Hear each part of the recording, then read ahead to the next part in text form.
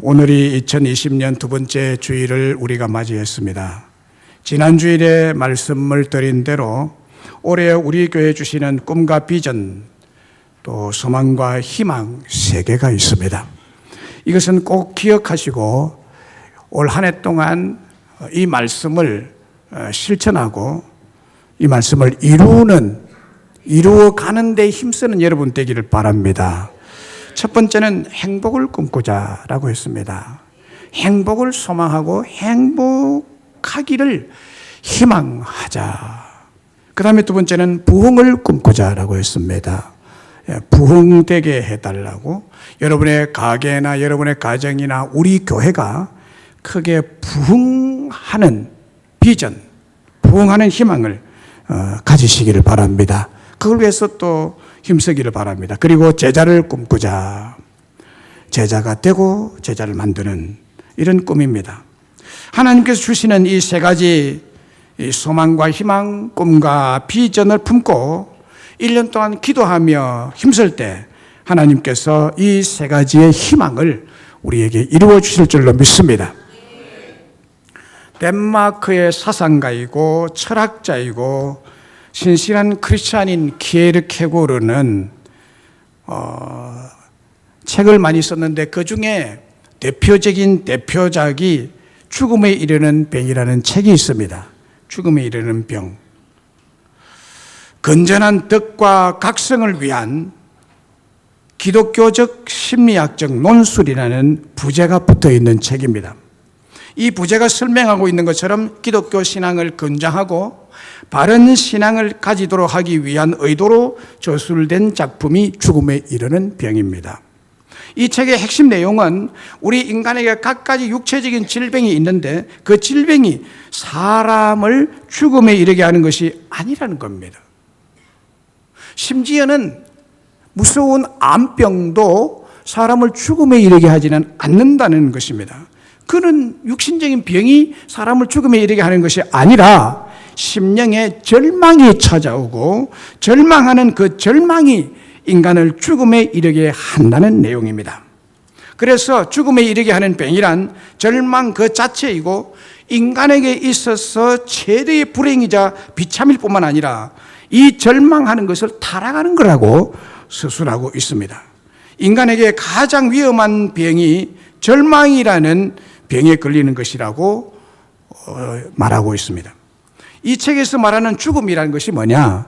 인간이 죽는 것이 뭐냐? 죽음이라는 것이 성경에서 말하는 영원한 생명의 상실, 즉 영생을 상실하는 것을 뜻하고 있기 때문에 절대로 절망하지 말고 생명을 가지도록 영생에 대한 희망을 갖는 것이 가장 중요함을 이 책에서 호소하고 있습니다. 그렇습니다. 하나님의 말씀인 성경 전체의 핵심 메시지가 천국에 대한 소망을 가지라는 거예요. 천국에 대한 희망을 가지고 천국에 대한 비전, 곧 구원에 대한 소망과 희망 등등을 아주 강조하고 있습니다. 그러면 오늘 본문에서 하나님은 어떤 분이라고 강조하고 있습니까? 오늘 본문에는 인간의 절망에서, 우리의 절망에서 희망을 주시는 분이라고 강조하고 있습니다. 특별히 절망스러운 인간에게 희망을 주시는 분이다 하는 것입니다.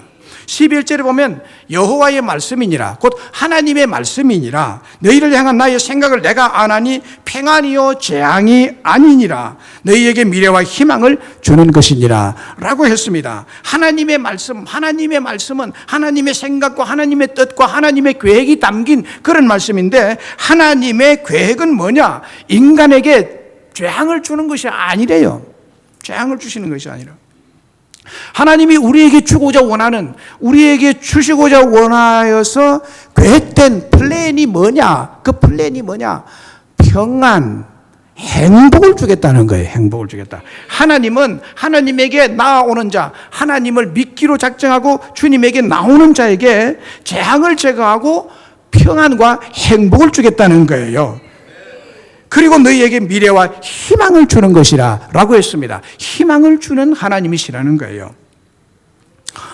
여러분, 그런데 교회 다니는 사람 중에도 하나님은 재앙을 제하고 행복을 준다 했는데 왜 나는 재앙이 자꾸 닥치지? 라고 하는 분 있습니까? 삶이 왜 재앙스러운 이런 좋지 않은 이런 어려움들이 자꾸 다가옵니까? 그것은 하나님이 재앙을 준 것이 아니에요. 자신의 잘못된 계획과 잘못된 욕망과 죄악된 동기에서 시작된 겁니다. 그러니까 재앙이 오는 거예요. 그럼 여러분들에게 삶을 살다가 재앙이 닥치면 하나님이 주신다고 생각하지 마시고 하나님이 주는 거 아니에요.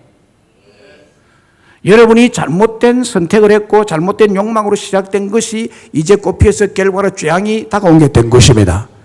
그러면 그 잘못된 것들을 찾아보고 다시 역으로 가서 하나님 앞에 크게 회개하시면 하나님이 재앙을 제하시고 평안을 주실 줄로 믿습니다. 회개할 생각은 안 하고 왜 재앙을 나에게 주느냐, 왜 하필이면 나에게 이런 것이 오느냐 이래가지고 하나님을 원망하고 자신의 잘못은 아무것도 없고 하나님 왜 이러시느냐고 하나님과 시비를 걸고 하나님을 원망하고 하나님을 이렇게 배반하는, 그래서 하나님을 떠나는 이런 어리석은 사람들이 있다고요. 여기에 오늘 본문 말씀에 의하면 하나님은 인간에게 재앙을 주시는 분이 아니라는 거예요. 재앙에 대한 두려움을 가지지 마시기를 바랍니다. 하나님 우리에게 행복을 주시고 평안을 주시는 분이세요. 형통한 복을 주시는 분이십니다. 그리고 우리에게 미래와 희망을 주시는 분이세요. 꿈을 주시는 분이고 비전을 주시는 분이십니다. 여기에 본문에 나오는 희망이라는 히브리 원어로 티크와라는 단어를 쓰는데 이 단어는 노건, 새끼줄이라는 뜻입니다. 노건과 새끼줄이다. 그리고 희망, 소망, 호프 이렇게 영어로 번역되는 단어입니다. 그런데 이 뜻이요 두 개가 완전히 다른 뜻 같죠. 티크와 이 희망이라는, 하나님 미래와 희망을 준다 할 때 희망이라는 뜻이 티크와인데 노건과 새끼줄이라는 뜻이고 또 소망과 희망이라는 뜻입니다. 자, 이것을 두 개로 합하면요 하나님이 주시는 비전, 꿈은 인생에 있어서 생명줄이다라는 뜻이에요.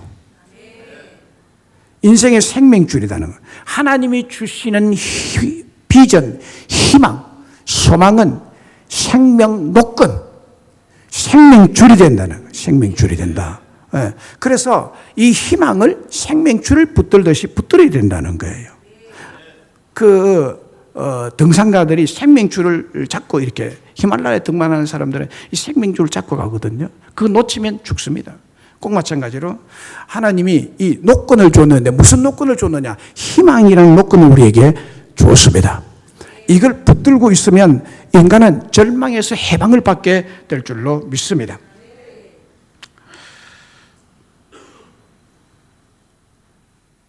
다시 말하면 우리의 삶의 영역에 악한 사탄이 뿌려놓은 재앙이 곳곳에 있습니다.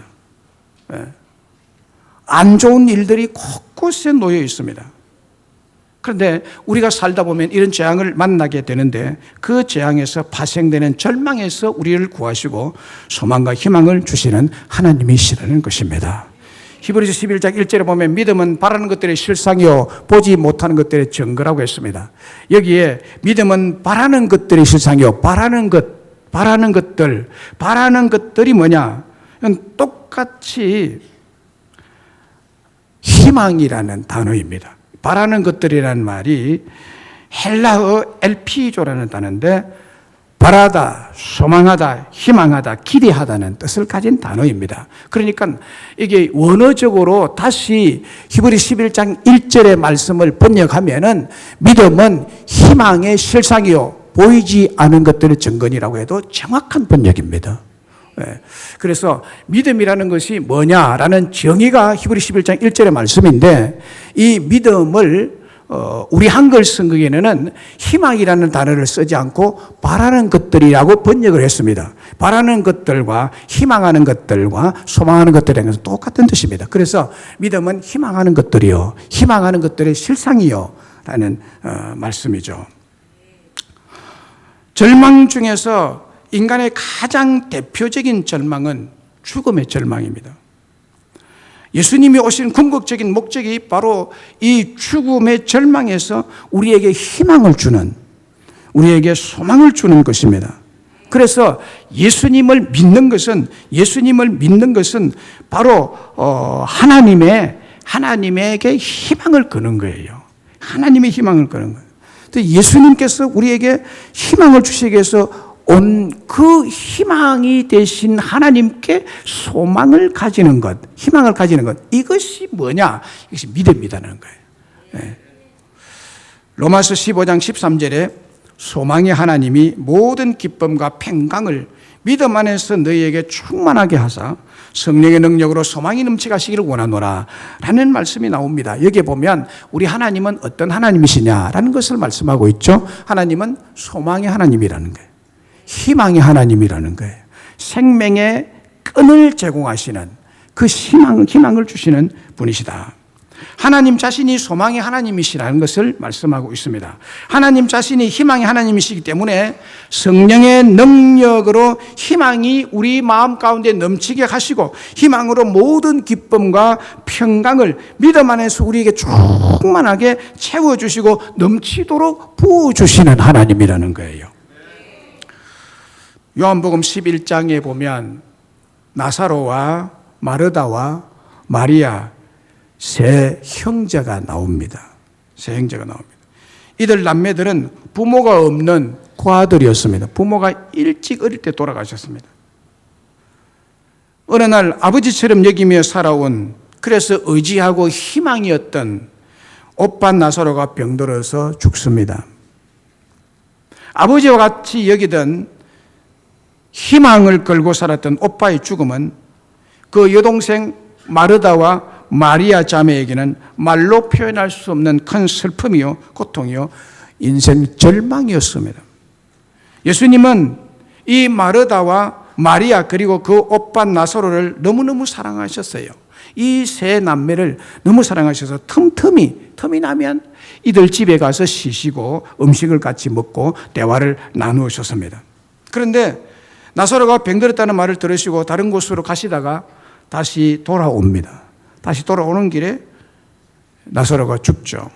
죽어서 장례를 치른 다음에 4일이 지나서 이들 집에 예수님이 찾아오게 됩니다.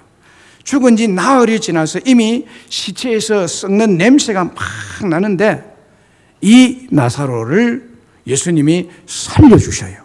죽은 자를 살려주십니다. 절망에서 소망을 주시는 역사를 일으킵니다. 그래서 이 오빠가 살아나죠. 나사로의 마리아의 오빠가 죽은 지 4일 만에 다시 무덤에서 살아서 나옵니다. 살아서 나오죠.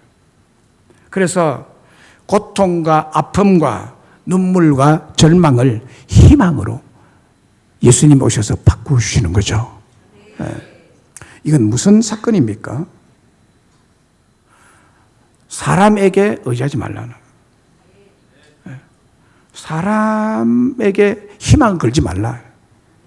사람에게 희망을 걸 때 그 희망이 죽음으로 사라진다는 거예요. 근데 예수님이 오셔서 살려주심으로 다시 희망을 회복시키시는 분은 하나님이시다는 거예요. 절망이 찾아왔는데, 어두움의 절망이 찾아왔는데 예수님이 오셔서 살려주심으로 다시 희망을 주시는 분인데, 나사로의 희망이 아니라 예수님이 희망이시다는 것입니다. 예수님이 희망이라는 거예요. 누가복음 7장 11절로 17절에도 보면은 죽은 자가 다시 살아나는 사건이 나옵니다. 나인성이라는 도시에 남편이 없는 한 여인에게 애지중지 키우고 양육한 사랑하는 독자 아들이 있었습니다. 독자 외아들입니다. 그 아들은 이 여인에게 인생의 전부요, 유일한 소망이요, 희망의 우상이었습니다. 남편이 없이 외아들 하나 둔 여인들의 대표적인 그런 삶의 방식이죠. 그 아들에게 모든 희망을 걸죠. 인생은 전부를 겁니다. 그 아들을 잘 키워놓으면 자기를 나중에 다 이렇게 그 책임질 것이라고 생각을 하죠.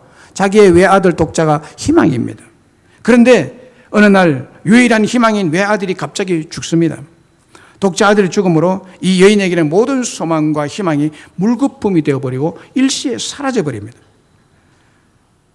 그리고는 절망이 찾아왔습니다. 아들이 죽어버린 상태에서 남편도 없는 이 과부 여인에게 절망이 찾아오고 인생이 암울하게 되어버리고 어디에 의지할 곳이 없어져 버렸습니다. 여러분, 아무리 아끼고 사랑하고 바라고 소망했던 우상이라도 죽은 시체를 집에 둘 수 없잖아요. 외아들이지만 죽은 자를 둘 수 없어서 이제 싸매가지고 간에 넣어가지고 장례를 치르러 나인성을 나가서 공동묘지로 나가고 있었습니다. 그런데 예수님은 나인성 밖에서 나인성 안으로 들어오고 있었습니다. 예수님의 제자들과 많은 사람들이 예수님과 동행해서 많은 무리들이 나인성으로 들어오고 이 독자 죽은 시신을 싸가지고 나가는 장례 행렬은 나인성으로 나가고 있었습니다. 나가고 들어올 때 예수님과 이 장례 행렬이 만납니다. 예수님 딱 보니까 이 여인이 너무너무 절망 가운데 슬피 울면서 간을 붙잡고 나오거든요. 그래서 예수님께서 그 간에 손을 대시고 멈추어 서라고. 그러면서 예수님이 그 청년을 향하여 이렇게 선포합니다. 청년아, 일어나라. 그랬습니다. 청년아, 내가 너에게 말하노니 일어나라. 이 말 한마디에 죽었던 청년이 그 자리에서 일어나 앉습니다. 그리고 말을 합니다. 무슨 말을 했는지 모르겠어요. 아마 내세에 간 어떤 일들을 이야기했겠죠. 그 얘기를 하고 완전히 죽음의 자리에서, 절망의 자리에서 건강한 청년으로 삽시간에 회복이 되었습니다. 그 청년을 그 어머니에게 다시 주었다고 성경은 기록하고 있습니다. 죽으면 자기 것이 아니죠. 이제 버려야 되네. 이제 버리는 쓰레기처럼 됐는데 이 시신을 다시 살려서 예수님께서 다시 주었습니다. 그건 뭐냐 하면은 희망이었던 독자를 살려서 다시 주었다는 것은 오직 예수님만이 희망을 주시는 분이라는 것입니다. 하나님은 소망의 하나님, 하나님은 희망의 하나님이시고 비전의 하나님이시고 꿈의 하나님이십니다. 꿈 같은 일들을 우리에게 이루시는 분이 하나님이시라는 사실입니다. 끊어진 희망, 절단된 희망, 좌절된 희망, 사라진 희망을 되돌려 주시고 다시 찾아주시는 분이 하나님이시라는 사건을 우리에게 보여주고 있습니다. 왜 그러십니까? 하나님 자신이 소망의 하나님, 희망의 하나님이시기 때문입니다. 죽음뿐만 아니라 자신이 세상에서 무시받고 세상에서 대접받지 못하는 외로운 사람에게도 주님은 희망을 다시 회복시켜 주시는 분이십니다. 이 사건은 누가복음 19장에 나오는 삭개오라는 세리장을 통해서 우리에게 알려주시는 말씀입니다. 삭개오는 세무서장, 세금을 거두는 사람입니다. 그때 당시에 유대인들이 로마 나라에 세금을 바쳤습니다. 세금 바치는데 세금을 거두는 사람들이 많이 필요했습니다. 로마 정부에서 세운 세리장입니다. 그래서 이 사람은 자기가 쓸 돈도 챙기고 세금에서 자기가 쓸 돈도 챙기고 그리고 얼마 떼서 로마 정부에 바치는 이 세리장이 그러니까 굉장히 돈을 많이 모았습니다. 그래서 동족들로부터 도둑놈이라는 이런 손깍지를 당하고 매국노라는 이런 욕을 얻어먹고 사는 그런 사람이었습니다. 그래서 유대인들은 이 세리장의 삭개오와 상종을 하지 아니하고 아주 더러운 죄인이고 돈을 갉아먹는 이 동족을 팔아먹는 이런 사람으로 그렇게 매도했습니다. 더구나 삭개오는 많은 이 업신여김을 당하고 또 키도 작고 그래서 사람들에게 아주 멸시천대받는 그런 사람이었습니다. 그런데 우리 예수님께서 하루는 찾아오셨습니다. 삭개오야, 나무 위에 올라가서 예수님 보려고 키가 아주 작아서 키도 작고 나쁜 짓 하고 뭐 이러니까요.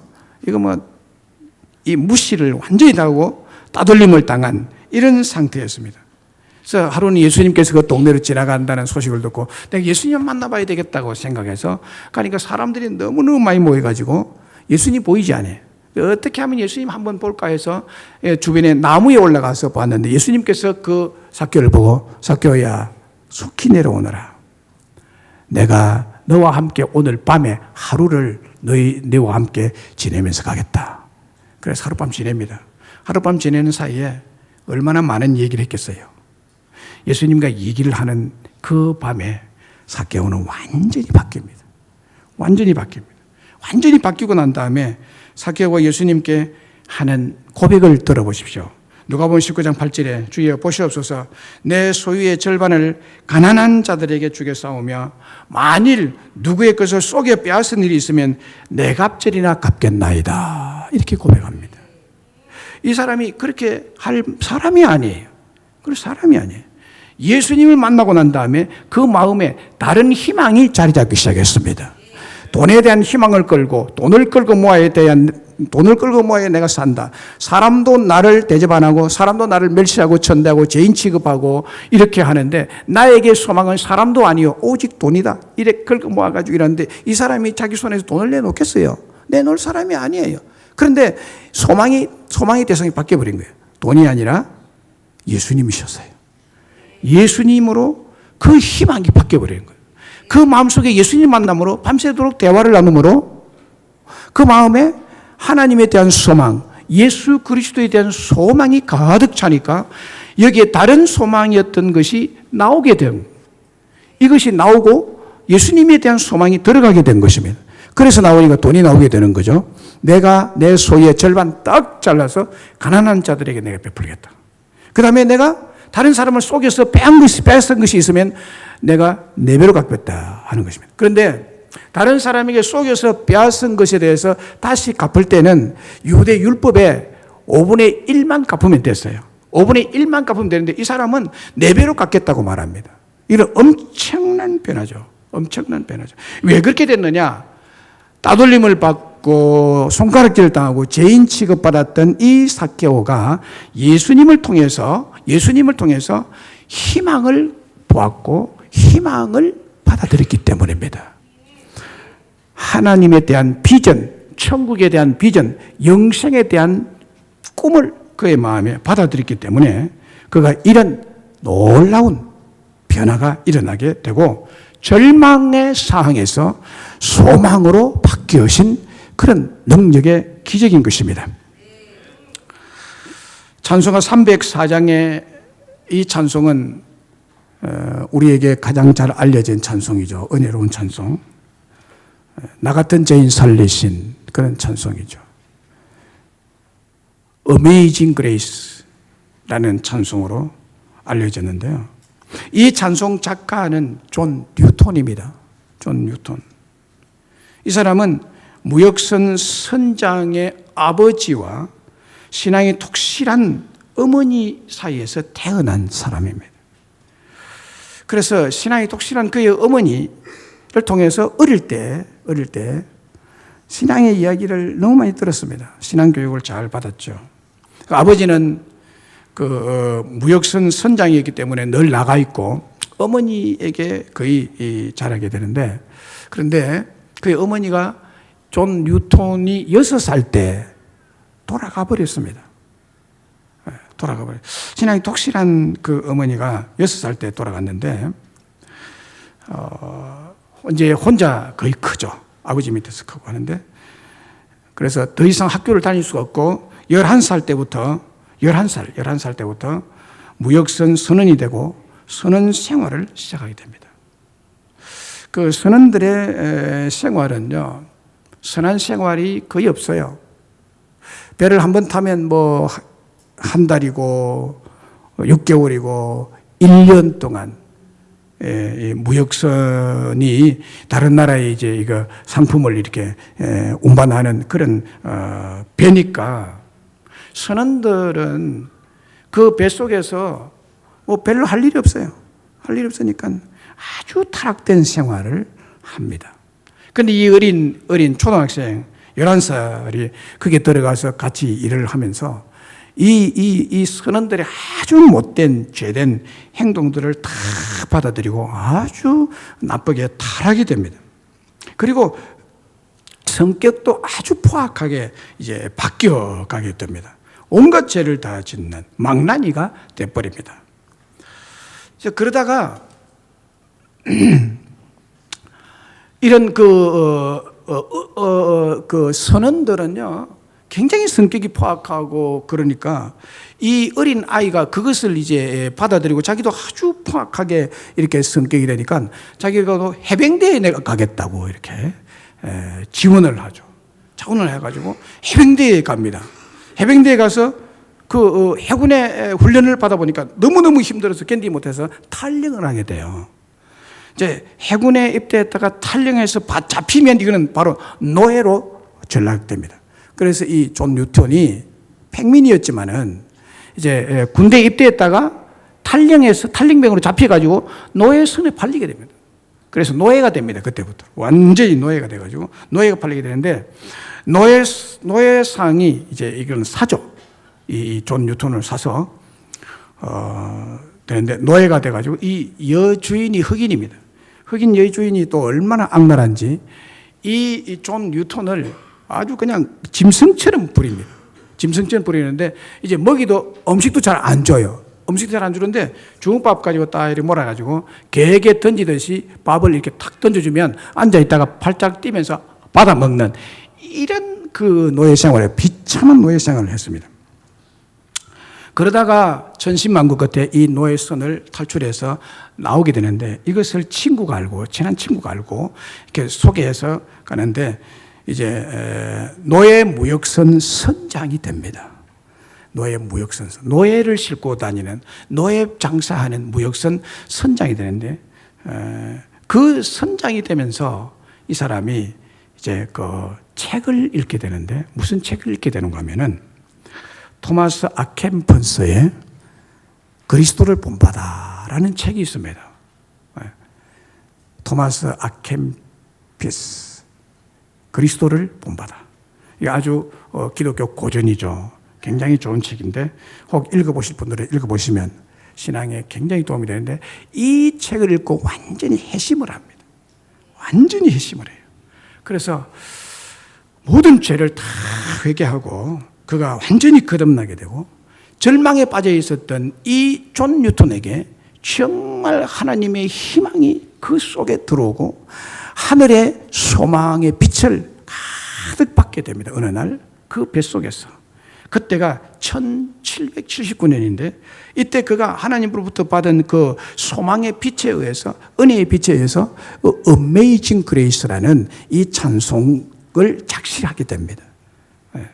그게 굉장히 미국의 성도들에게도 큰 은혜의 찬송이고 우리 한국교회에도 큰 은혜를 끼친 찬송이 305장 찬송이죠. 우리에게도 이 큰 은혜가 됩니다. 특별히 이제 미국 백성들은요, 큰 어떤 사건이 일어나면 꼭 이 Amazing Grace 이 찬송을 부릅니다. 전에 9.11 테러 당했을 때, 무역 빌딩, 이게 녹아내리고, 쌍둥이 빌딩 녹아내렸을 때에 그 엄청난 많은 사람이 죽었을 때 이 미국 백성들이 거기에 충만해서 모여서 부른 찬송이 바로 305장 찬송입니다. Amazing Grace 그 찬송을 불렀죠. 하나님의 놀라운 은혜. 이 은혜가 뭐예요? 하나님이 우리의 마음에 희망의 빛을 충만하게 채워주시는 것입니다. 그게 하나님의 은혜죠. 여러분 혹 절망하면서 살아갑니까? 재앙 중에서 살아가십니까?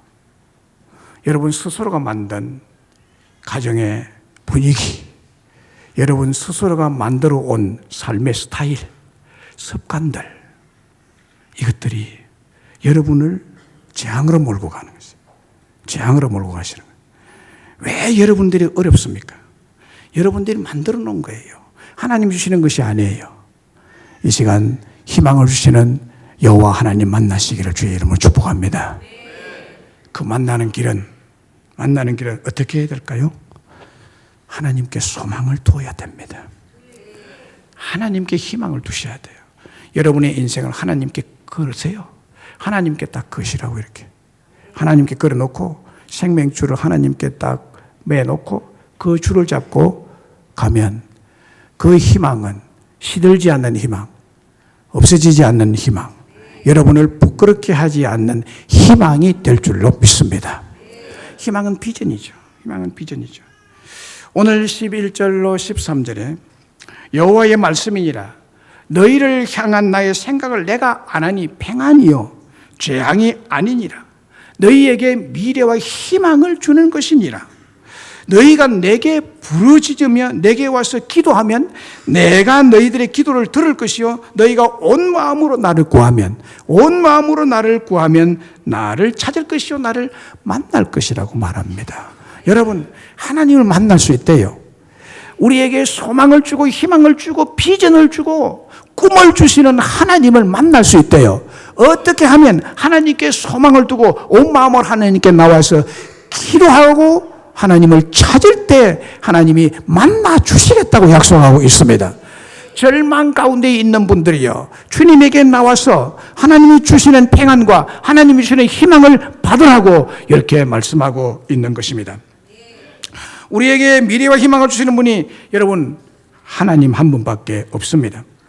이사야 40장 31절에 오직 여호와를 앙망하는 자는 새 힘을 얻으리니 독수리가 날개치며 올라감 같을 것이요 다른 박질하여도 곤비하지 아니하겠고 걸어가도 피곤하지 아니하리로다고 했습니다. 여호와를 앙망하는 자라고 했습니다. 여기 앙망하는 것이 호프라는 말이에요. 하나님을 희망하는 자, 하나님께 꿈을 두는 자, 하나님께 꿈을 두어라, 하나님을 바라라, 하나님께 소망을 두라, 이 말이죠. 그런 사람은 새 힘을 얻을 것이라고 말합니다. 하나님이 새 힘을 주신다고 했습니다. 서울의 어느 교회에 아연이라고 하는 학생이 2013년 SBS에서 실시한 K-팝 대회에서 3위를 차지했습니다. 교회 청년이 K-팝에 나가서 등수에 들어가는 것은 참 드문 일입니다. K-팝은 굉장히 어려운 노래 대회입니다. 이 학생이 1993년에 아주 건강하게 태어나고 아주 촉망하게 태어났는데 초등학교 2학년 때 아침에 일어났는데 갑자기 오른쪽 볼에 주먹만하게 혹이 톡 튀어올랐어요. 자고 났는데 이게 되나. 너무 놀래가지고 병원에 가서 진찰했더니 악성 림프 종양이 하루 저녁에 생겨나 버렸습니다. 악성 림프 종양. 큰 병원에 수술받고 2년 동안 항암 치료를 받게 됩니다.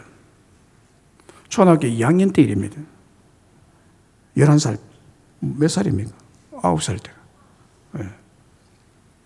9살 때부터 이게 종양이 나서 수술받고 항암 치료를 조그만 아이가 이렇게 받았는데 인생이 끝났다고 생각. 완전히 절망의 흑암이 이 어린 아이의 머리와 생각과 마음을 완전히 점령을 해버렸습니다.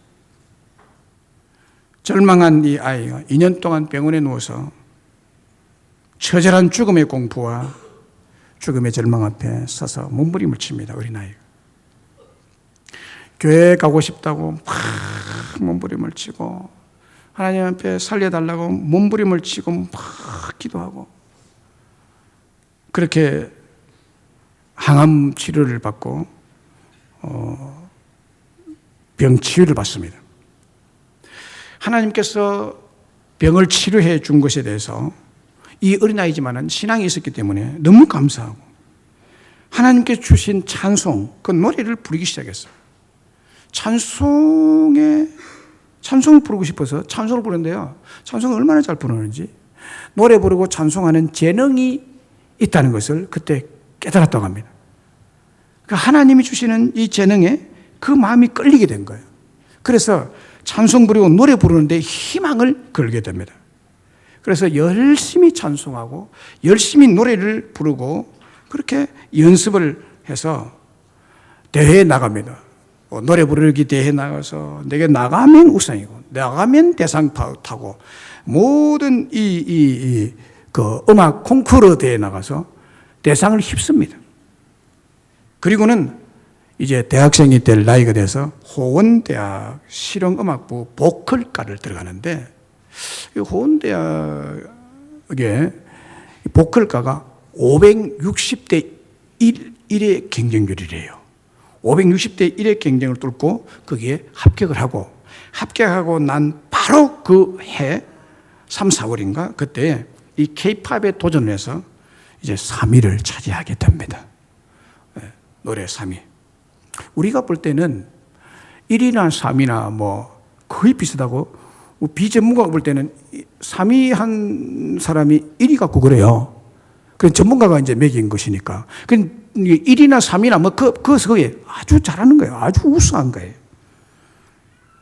그래서 이 K-팝에서 3위 하는 이런 큰 상을 받게 되는데, 이 아연이라는 청년이 고백하기를, 하나님이 내가 어릴 때 병상에 있을 때 내게 찬송을 주시고 내게 기도를 주시고 그것에 대한 희망을 가지고 내가 앞으로 찬송을 불러서 이 병을 낫게 해주면 하나님의 영광을 위해서 내가 살겠다 라는 그 희망과 비전이 그때 생겼다고 그래요. 그래서 열심히 갈고 닦고 불렀더니 그를 이렇게 큰 상을 받도록 했다라고 고백을 했습니다. 사랑하는 여러분, 어떤 여러분에게 절망이 찾아와도 하나님께 소망을 두세요. 하나님을 찬양하고 하나님께 나와서 기도하십시오. 그러면 하나님은 그 소망을 이루어 주실 줄로 믿습니다. 긍정주의 신학자인 노르만 빈센트 필 박사님, 목사님이 계십니다. 그는 언제나 쪽지에 써서 주머니에 넣고 다니면서 보고 외우는 5가지 내용의 글이 있었습니다. 신앙의 글이 있었습니다. 그 성경에 기초한 글이죠. 자기 나름대로 박사고 목사님이시니까 성경에서 나오는 어떤 것들을 글을 이제 종합해서 5가지, 손으로 손가락으로 잡듯이 이 5가지를 딱 잡고 다니는, 그 잡은 것이 그에게는 생명줄이고 소망의 줄이었습니다. 하나님께만 소망을 둔 이 빈센트 필 박사님의 하나님께 소망을 둔 내용을 보십시오. 첫째는 하나님의 빛이 나를 둘러싸고 있다. 하나님의 빛이 나를 둘러싸고 있다. 두 번째는 하나님의 사랑이 나를 품고 있다. 하나님의 사랑이 나를 하나님의 사랑의 품에 안고 있다. 그 다음에 세 번째는 하나님의 능력이 나를 지키고 있다. 하나님의 전능한 능력이 나를 지키고 있다. 그리고 네 번째는 하나님이 지금 이 시간에 이 자리에서 나를 보고 계신다. 하나님이 보고 계신다. 그 다음에 마지막 다섯 번째는 내가 어느 곳에 가든지 하나님은 거기에 같이 계신다. 이 5가지. 하나님의 빛, 하나님의 사랑, 하나님의 능력, 하나님의 스스로 나와 함께 보호하고 지켜보시는 분, 그 하나님이 어디를 가든지 내가 어디를 가든지 하나님 그곳에 함께 계시는 하나님. 이 5가지를 언제나 적어서 손에 호주머니에 넣고 다니면서 틈만 되면 계속 보는 거예요. 자, 이 노르만 빈센트 필 목사님의 이와 같은 삶은 언제 어디서나 하나님만을 소망하며 하나님만을 앙망하고 희망하는 생활을 한다는 거죠. 그렇지 않으면 이룰 수 있겠습니까? 그분의 마음속에는 하나님만이 희망이라는 거예요. 하나님만이 자신의 소망이 되니까 하나님의 빛이 나를 감싸고 있다. 하나님의 사랑이 나를 품고 있다. 하나님의 능력이 나를 지키고 있다. 하나님이 지금 이 시간에 나를 보고 계신다. 내가 어떻게 살든지 내가 어떤 위험에 빠질지 하나님 보고 계셔서 그 적석에서 나를 구원해 주려고 보고 계신다. 그리고 하나님은 내가 어디를 가든지 그곳에 계신다 하는 이 확신, 이것이 바로 하나님께 대한 소망을 둔 사람의 신앙의 자세이겠죠. 그렇습니다. 우리가 신뢰하고 믿는 여호와 하나님은 외로운 마음에 절망해서, 괴로운 마음에 절망해서, 어려운 환경에 절망해서, 죽음의 절망에서 다시 살아나고 다시 일어나는 부활의 소망과 희망을 주시는 분이고, 그래서 우리의 삶에 행복한 성공적인 삶을 살도록 역사하시는 분인 줄로 믿습니다. 말씀을 믿습니다. 새해 하나님의 생각, 즉 우리를 향하신 하나님의 계획, 그 세 번째를 생각했습니다. 하나님께서 우리를 향하신 자신의 계획은 평안이요 재앙이 아니니라. 나에게, 여러분에게 미래와 희망을 주시는 것이라고 말씀드렸습니다. 아무쪼록 이 신년에 주신 하나님의 말씀을 마음에 새기고 살아갈 때 우리 하나님께서 여러분들에게 약속하신 말씀대로 재앙을 다 제하시고 절망을 없애해 주시고 평안을 주실 줄로 믿습니다. 행복한 삶이 되게 하실 줄로 믿습니다. 우리에게 미래와 희망을 주실 줄로 믿습니다. 한 해 동안 도울 힘이 없는 인생에게 절대로 소망을 두지 마시고 절대로 그 인생을 의지하지 마시고 어떤 권력도 어떤 물질에도 의지하지 말고 오직 하나님만을 소망하며 힘하고 앙망함으로 새로운 힘과 새로운 행복을 누리며 살아가는 여러분 되시기를 주님의 이름으로 축원합니다. 축원합니다.